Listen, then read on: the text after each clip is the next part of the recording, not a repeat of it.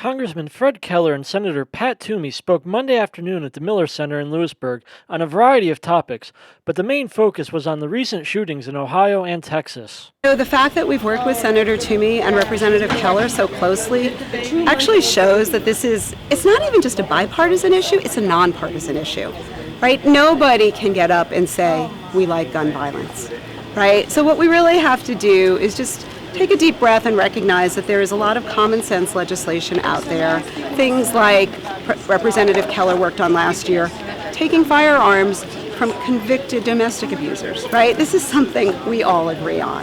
So I think we just need to take a deep breath and really focus on what we have in common, and let's work together on that. And again, these bills are great examples of that. But my hope is that we can finally move Manchin-Toomey and get the background checks that we really should be doing. You know, it's long overdue. We've got a few other things that have broader bipartisan support. Legislation, for instance, that would require the FBI to report to state governments when someone who is forbidden from owning a firearm nevertheless attempts to buy one. We call that lie and try. Chris Coons, Democrat from Delaware, is my co-sponsor on that. And Senator Lindsey Graham from South Carolina, wants to do a bill that I want to do, which is a red flag bill, right? So this is when we know that somebody's exhibiting signs of danger, family or law enforcement could take measures to take away firearms from somebody. They have to have due process, but you know, let's face it, frequently in the past, people have given up warning signs. There's something badly wrong and they're dangerous, and yet we really don't have the legal framework to do anything about it. So I want to fix that.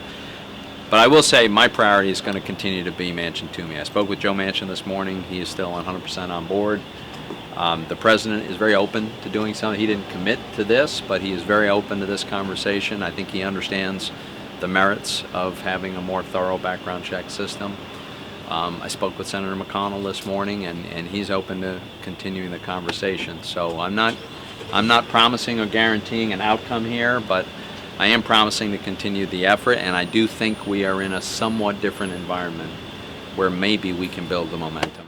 I would argue that in my world, gun violence is a public health crisis, and you couple that with what's happening with opioids and mental health. You know, we've got this circumstance right now that is awful, but I would just ask that more thought be given to including more of the medical community into some of the conversations around gun violence.